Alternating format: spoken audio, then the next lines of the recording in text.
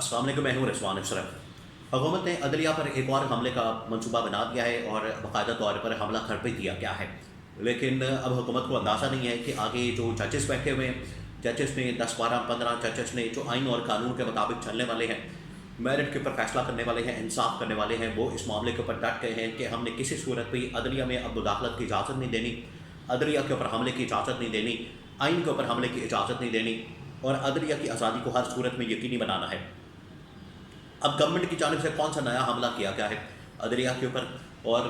जजेस की जानिब से किस किस्म का रिएक्शन आएगा, जजेस की जानिब से किस किस्म का जवाब आएगा। जजेस क्योंकि बिल्कुल तैयार बैठे हुए हैं, जजेस ने अब ज़हनी तौर पर वो तैयार हो गए हैं। जजेस ने ये फैसला कर लिया है कि अब कोई भी हमला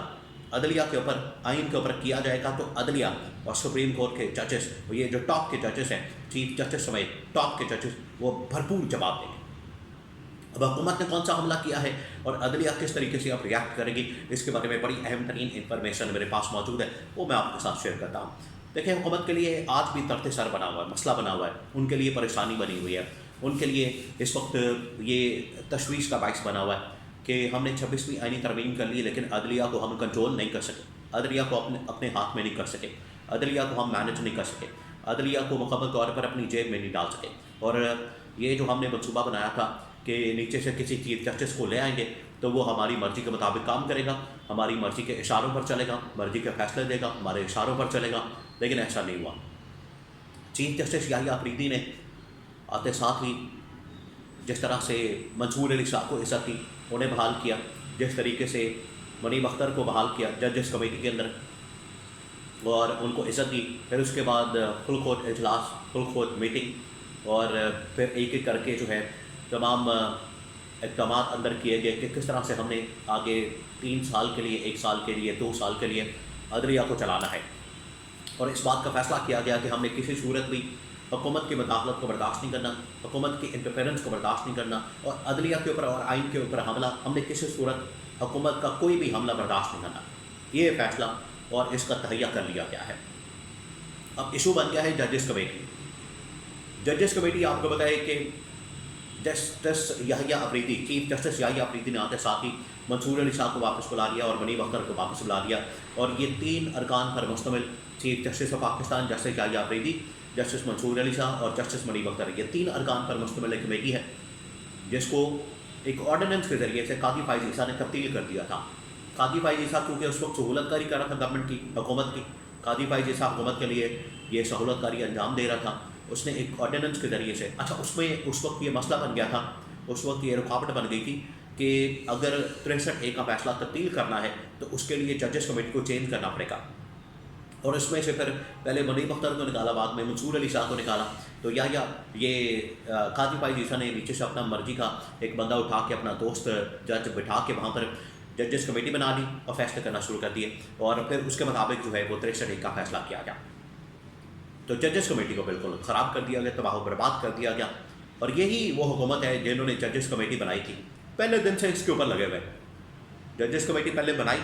फिर चेंज की, फिर बनाई, फिर चेंज की, और अब फिर जजेस कमेटी के ऊपर एक और हमला कर दिया गया है। ये बराह रास्त अदलिया के ऊपर हमला है, और जजेस कमेटी को दोबारा से चेंज करने का फैसला किया गया है, और सेनेट के अंदर बाकायदा तौर पर इसका बिल भी पेश कर दिया गया है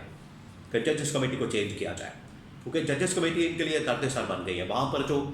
मुनीब अख्तर वापस आए हैं, जस्टिस मंसूर अली शाह वापस आए हैं, और याहिया अफरीदी ने उनको दोनों को बुलाया है, और ख़ुद भी बजाते खुद चीफ जस्टिस उसमें वापस आए हैं।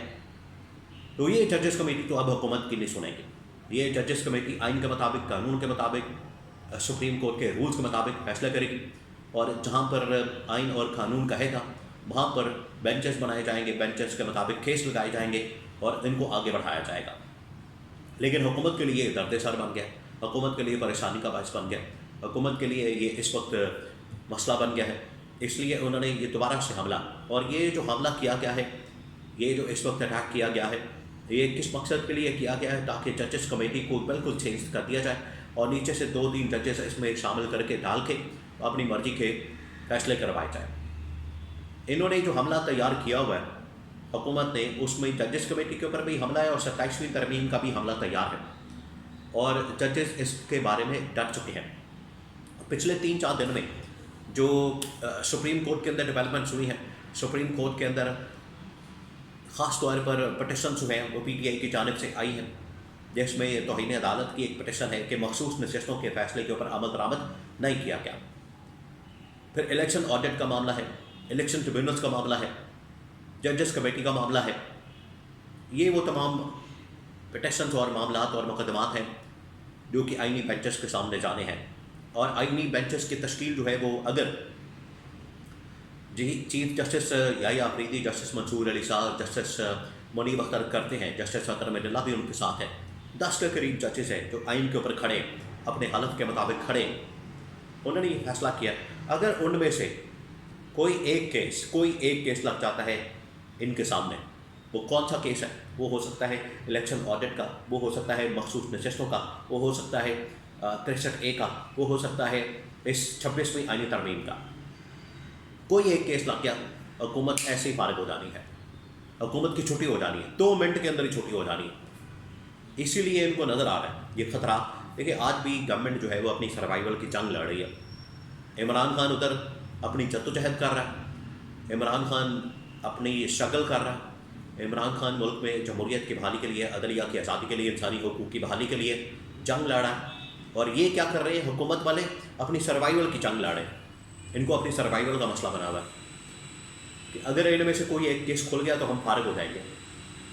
इसी वजह से पिछले 6 महीने से इनका पूरा जो फोकस है वो फोकस इनका महंगाई की तरफ नहीं है, बेरोज़गारी की तरफ नहीं है, सरमायाकारी की तरफ नहीं है, स्टेबिलिटी की तरफ नहीं है, मुल्क की मसाइल की तरफ नहीं है, मुल्क की मामलात की तरफ नहीं है। इनका जो फोकस है वो सारा का सारा किस तरफ है कि अपना सर्वाइवल किस तरह से करना है। और ये तब तक सर्वाइवल की जंग लड़ते रहेंगे, तब तक सर्वाइवल के लिए हाथ पैर मारते रहेंगे, इस तरह के गैर आइनी गैर कानूनी हरबे हथकंडे इस्तेमाल करते रहेंगे जब तक इनको यकीन नहीं हो जाता कि अदलिया इनके कंट्रोल में आ गई है। ये तब तक इसी तरह के हरबे हथकंडे इस्तेमाल करते रहेंगे। तो इन्होंने सेनेट के ज़रिए से बाद में ये कौमी असम्बली के अंदर भी लाना है bill, practice and procedure bill के तहत जो जजेस कमेटी बनाई गई है उसको चेंज करने के हवाले से कि फिर इन्होंने हमला किया। तो 27वीं तरमीम का भी हमला इन्होंने प्लान करके रखा हुआ। ये आप जो मर्जी कर लें, ना ये जजेस कमेटी चेंज होनी है, ना ये 27वीं तरमीम की तो नौबत ही नहीं आनी, ये 26वीं तरमीम भी फारिग होने वाली है। और ये एक एक करके इनके जो इक़दामात हैं वो कौम के ऊपर भी खुल रहे हैं, पाकिस्तान की अदलिया के ऊपर भी खुले हैं। इनकी साजिशें, इनके मंसूबे, इनकी प्लानिंग, ये सब कुछ कौम के सामने बिल्कुल बेनकाब हो गया है, शीशे की तरह सामने आ गया है। और पूरी कौम को पता लग गया है कि इन्होंने मैंडेट भी चोरी किया और मैंडेट चोरी करके जाली हुकूमत बना के इन्होंने आइन के ऊपर भी हमला किया, अदलिया के ऊपर भी हमला किया। अब कौम भी खड़ी हो गई है और उनके साथ जजेस भी इनके शाना बशाना खड़े हो गए हैं।